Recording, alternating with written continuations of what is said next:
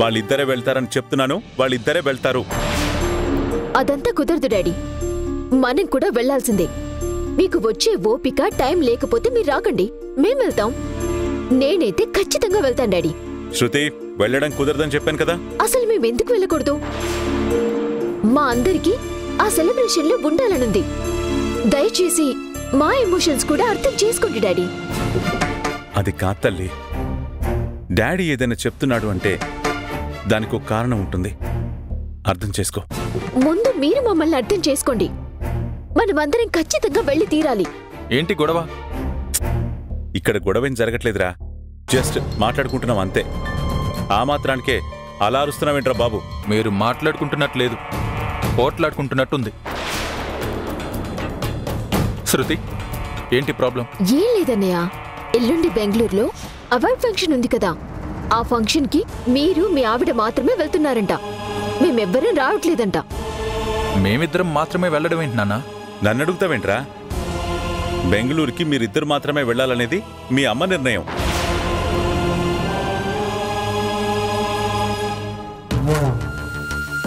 అడుగుతున్నాడు కదా దేవకి, చెప్పు. ఏంటమ్మా ఇది? అవునన్నా, నేనే చెప్పాను. మీరిద్దరూ సరదాగా వెళ్ళొస్తే బాగుంటుందని ఈ నిర్ణయం తీసుకున్నాను. మీరిద్దరూ వెళ్ళండి అన్నా.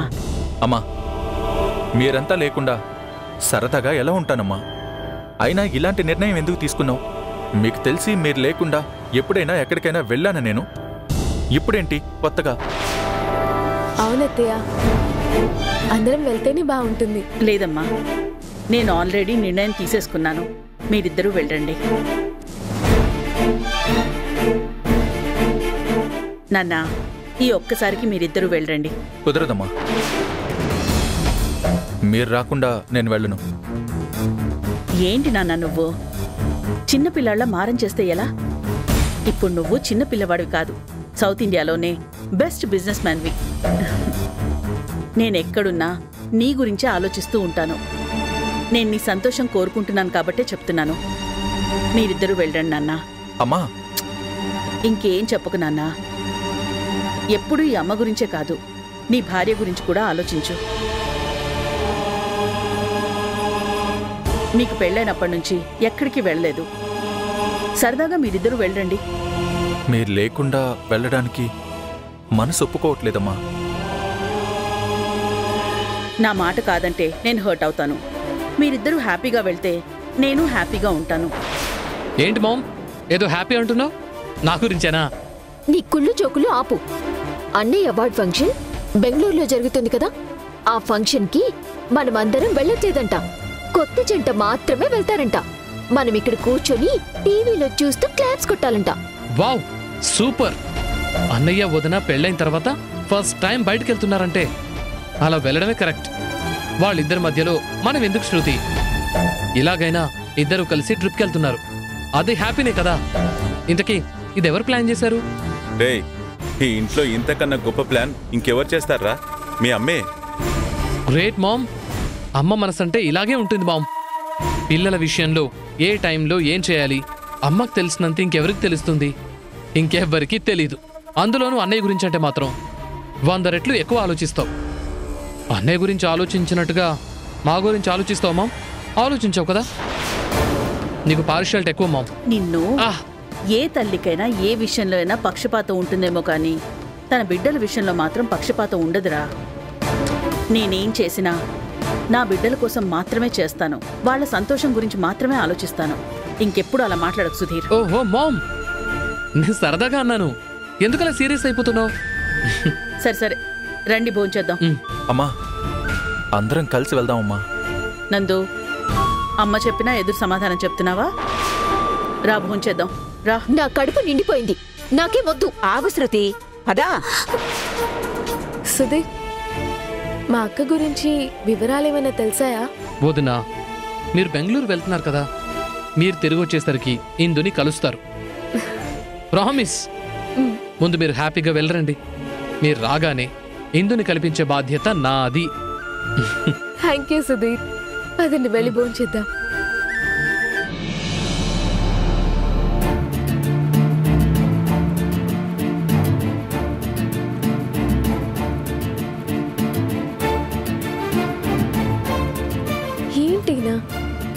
బయలుదేరి అరగంటైనా ఉలుకు పలుకు లేదు. నాకేమో ఉత్సాహం ఉరుకులేస్తుంది, ఎగిరి గంతేయాలనుంది. ఈయన మాత్రం క్యాబ్ డ్రైవర్ లాగా డ్రైవింగ్ తప్ప వేరే ధ్యాసే లేనట్టు రోడ్ చూస్తూ డ్రైవింగ్ చేస్తున్నారు.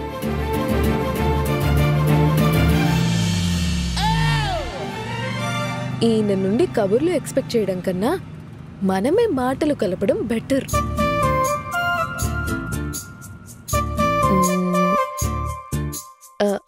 ఇక్కడ నుంచి బెంగళూరుకి ఎన్ని కిలోమీటర్లు ఉంటుందండి? ఎన్ని కిలోమీటర్లు ఉంటుందో తెలుసుకుని ఏం చేస్తావు? ఎన్ని కిలోమీటర్లు ఉంటుందో తెలిస్తే ఎన్నింటికి రీచ్ అవుతామో తెలుస్తుంది కదా. పోనీ అదేనా చెప్పండి. మనం బెంగళూరు రీచ్ అవ్వడానికి ఎంత టైం పడుతుంది? అర్జెంటుగా వెళ్ళి ఫైల్స్ మీద సంతకాలు పెట్టేదేమైనా ఉందా? కార్ వెళ్లే స్పీడ్ని బట్టి టైం మారుతూ ఉంటుంది. నేనేదో క్యాజువల్ గా అడిగానండి. మీకు సమాధానం తెలిస్తే తెలుసు అని చెప్పండి, తెలియకపోతే తెలీదని చెప్పండి. తెలుసు చెప్పను. ఇలాంటి ముగ్గుడినిచ్చావేంట్రా దేవుడా. నాకు డ్రైవింగ్ తెలుసుంటే బాగుండు. నాకు తెలిస్తే చాలు, నేను సేఫ్గానే తీసుకెళ్తాను. అలా కాదండి, ఎంతసేపని మీరు ఒక్కరే డ్రైవింగ్ చేస్తారు? టైర్డ్ అయిపోతారు కదా. నన్ను కార్ మోస్తుంది కానీ నేను కార్ని మోయట్లేదు. అలాంటప్పుడు నేనెందుకు టైర్డ్ అవుతాను? ఏమడిగినా తిన్నగా సమాధానం చెప్పడం రాదు కదా మీకు. నేను తిన్నగా సమాధానాలు చెప్పాలి అంటే ముందు నువ్వు అడిగే ప్రశ్నలు అలాంటివై ఉండాలి. తిక్క తిక్క ప్రశ్నలన్నీ అడుగుతూ తిన్నగా సమాధానాలు చెప్పాలని ఎక్స్పెక్ట్ చేయకూడదు. ఏంటి మీరు నాతో గొడవ పెట్టుకోవాలని చూస్తారు? నాకు వేరే పనేం లేదు కదా మరి. నెక్స్ట్ అవార్డు బిజినెస్లో కాకుండా ఇలా గొడవ పడడంలో తీసుకుందాం అనుకుంటున్నాను. అందుకే ఈరోజు అదే పనిగా గొడవ పడుతున్నాను. ఇలాంటి విచిత్రమైన కొడుకుని ఎలా కన్నారత్తయ్య?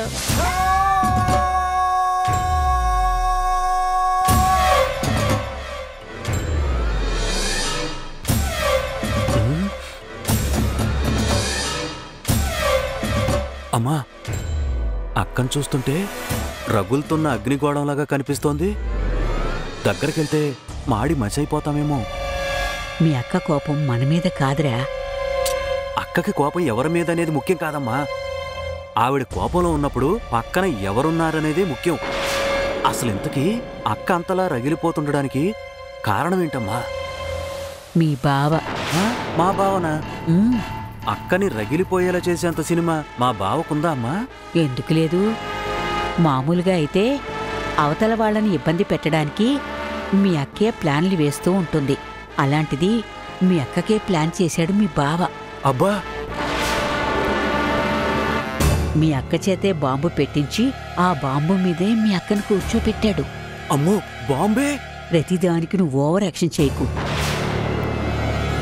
ఆ మధుని నందుని బెంగళూరుకి పంపించాడు కదా మీ బావ. ఆ, వాళ్ళని బెంగళూరుకి పంపించే ప్లాన్ చేసింది మీ బావే అయినా అలా చెప్తే నందు ఒప్పుకోడని మీ అక్క ప్లాన్ చేసినట్టు చేయించి మీ అక్క నోటితోనే మేము రాము అని చెప్పించి మీ అక్కే కారెక్కించి పంపించేలా చేశాడు. అయితే మా అక్క అలా రగిలిపోవడంలో తప్పే లేదమ్మా. ఇప్పుడు మీ అక్కని మనమే చల్లార్చాలి. పదా. అక్క, జరిగింది తలుచుకుని బాధపడుతూ కూర్చుంటే ఎలా అక్క? అప్పుడప్పుడు ఇలాంటివి జరుగుతూ ఉంటాయి. అయినా నువ్వు ఇంట్లో అడుగుపెట్టిన ఇన్నేళ్లలో ఇలాంటివి ఎన్ని చూసుంటావు? ఎలాంటి ప్రాబ్లం ఎదురైనా తట్టుకుని నిలబడి నువ్వే ఇలా ఉంటే ఎలా అక్క? అసలు బావెలా చేయటం ఏంటక్క? నేను వాడి గురించి తెగ బాధపడిపోతుంటానని, వాడి జీవితం గురించి వాడి సంసారం గురించి ఎక్కువ ఆలోచిస్తుంటానని, ఎక్కడలేని ప్రేమని కురిపిస్తుంటానని ఆయనకు తెలియకుండానే నన్నిలా లాక్ చేశాడు రమ్మి బావా.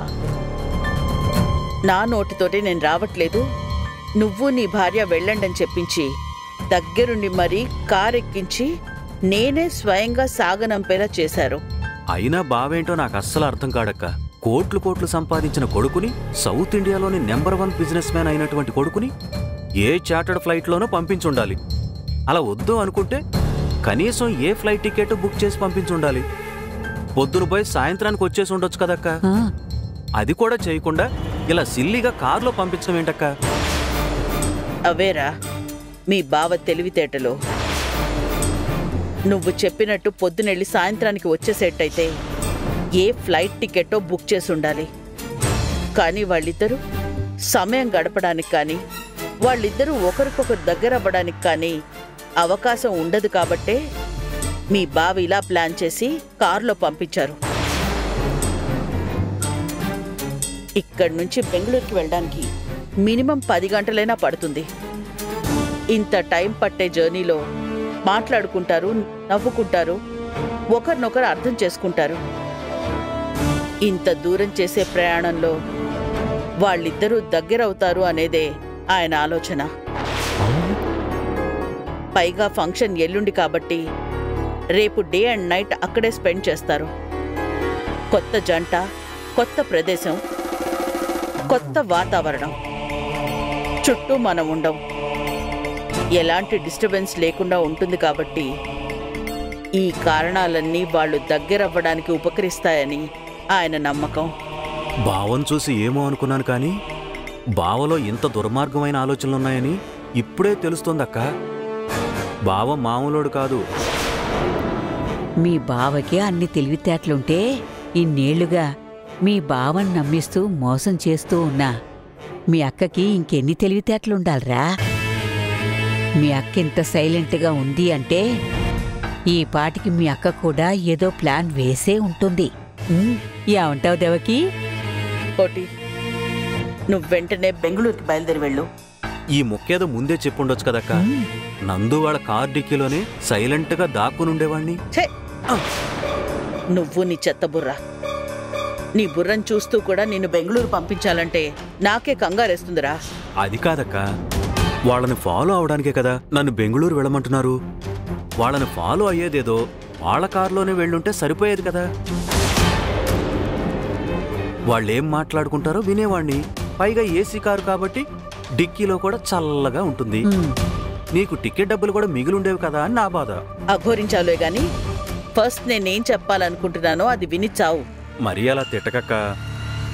నీలాంటి మట్టిబుర్రని తిట్టకేం చేస్తారా? మీ అక్కిలా ఉండడానికి నువ్విలా ఉండడానికి కారణమేంటో ఇప్పటికైనా అర్థం చేసుకొని చావు. నువ్వు నీ మట్టిబుర్రాను. నువ్వు కూడా తిట్టకమ్మా, నాకు అర్థమైందిలే. నువ్వు చెప్పక్క. నీకు ఫ్లైట్ టికెట్ ఇస్తున్నాను, నువ్వు వెంటనే బయలుదేరు. అమ్మో, ఫ్లైట్ టికెటే? నిజమేనా అక్క? ఊరికే నన్ను సతాయించకు, నాకంత ఓపిక లేదు. ఫస్ట్ టైం ఫ్లైట్ టికెట్ వేస్తున్నావు కదక్క, అందుకే నిజమో కాదో అని డౌట్ వచ్చింది. నువ్వింత సీరియస్గా చెప్తున్నావంటే నిజమే అయి ఉంటుంది. నువ్వు చెప్పక్క. నువ్వు వెంటనే ఫ్లైట్కి వెళ్ళు. వాళ్ళు ఎక్కడ దిగుతున్నారో నీకు కూడా అక్కడే రూమ్ బుక్ చేస్తాను. నువ్వు వాళ్ళకంటే ముందే అక్కడికి రీచ్ అవుతావు. వాళ్ళు అక్కడికి రీచ్ అయ్యాక వాళ్ళని ఫాలో అవుతూ అక్కడ సిచ్యువేషన్ ఏంటో నాకు చెప్తూ ఉండు. ఆ తర్వాత నువ్వు అక్కడ ఏం చేయాలో నేను చెప్తాను. అలాగే అక్క.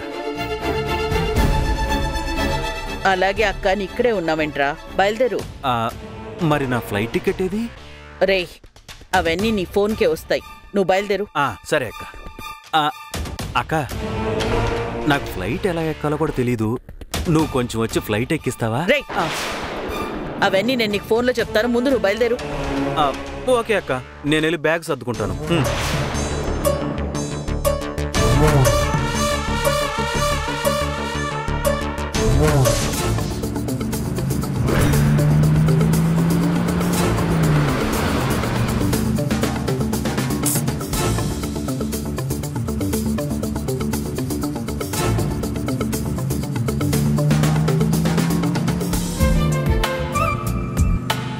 మాట్లాడితే మీ కోట్ల ఆస్తి ఏమైనా కరిగిపోతుందా?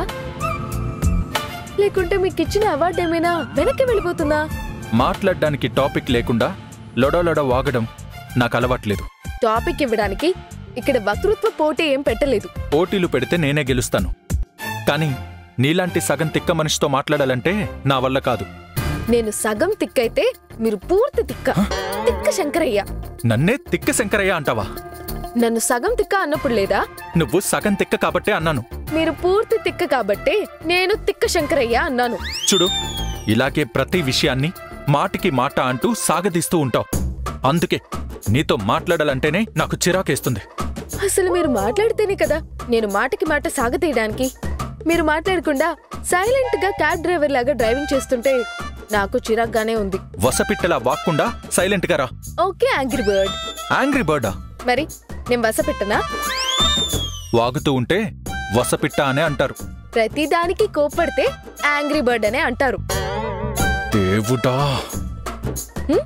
ఆ మాట నేననాలి. నీకు దండం పెడతాను, సైలెంట్ గా ఉండు. ఈ సైలెన్స్ నా వల్ల కావట్లేదు.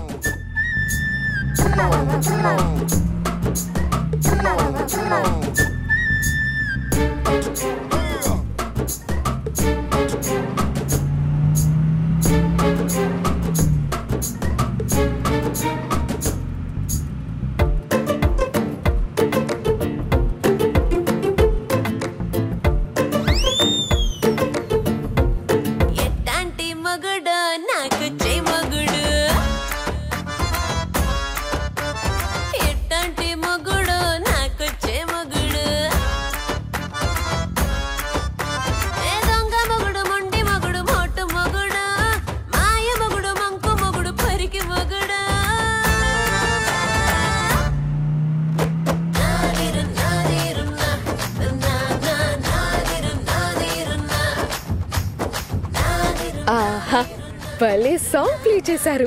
ఆ రేడియో స్టేషన్ నెంబర్ ఉంటే వాళ్ళకి ఫోన్ చేసి ఈ పాటని కొంతమందికి డెడికేట్ చేయమని అడగాలనిపిస్తుంది.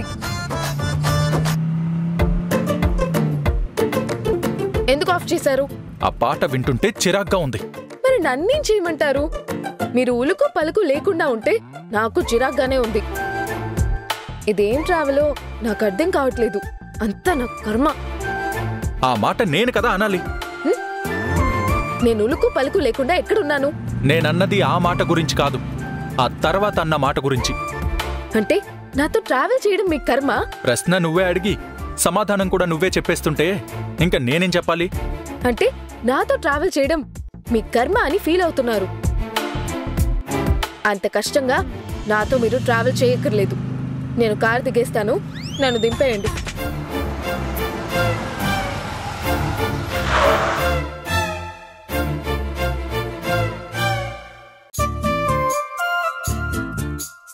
అంటే నన్ను దిగిపోమంటున్నారా? నువ్వే కదా దిగేస్తానన్నావు.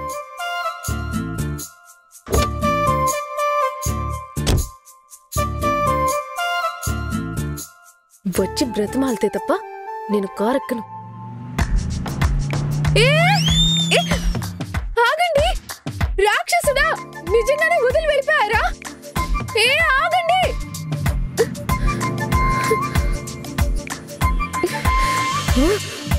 మిమ్మల్ని పంచర్ అయిపోద్ది మీ బండి. నమ్మొచ్చిన భార్యని ఇలా నడి రోడ్లో వదిలేసి వెళ్ళిపోతారా? అసలు మీకు మనసు అనేదే లేదు. మీరు బండరాయి.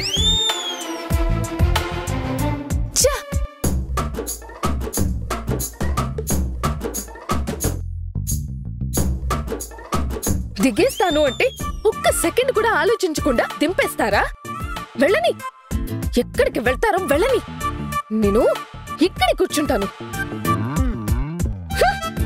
చచ్చినట్టు తిరిగి వస్తారు. వచ్చాక మాత్రం వదిలిపెట్టను. చంపలేసుకుని 100 గుంజలు తీస్తే గాని కారెక్కును. ఎంత పొగరు! అవార్డు వస్తే కొమ్ములొచ్చేస్తాయా? ఎంతటి కొమ్ములు తిరిగిన వాడివైనా మొగుడువి. నీ కొమ్ములు నేను విరుస్తా.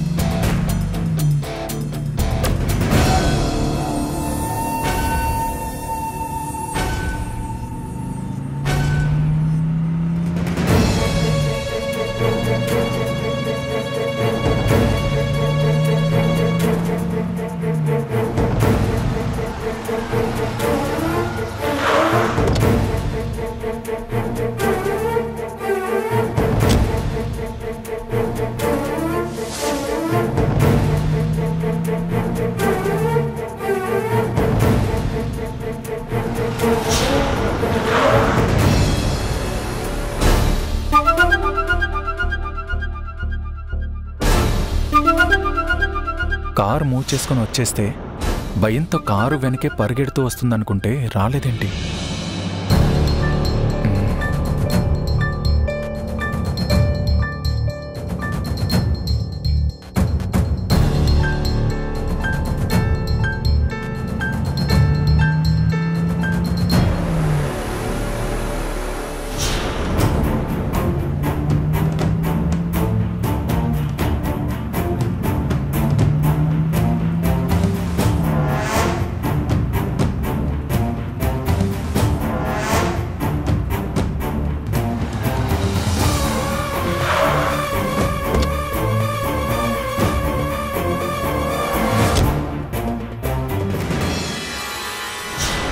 మధు మధు మధు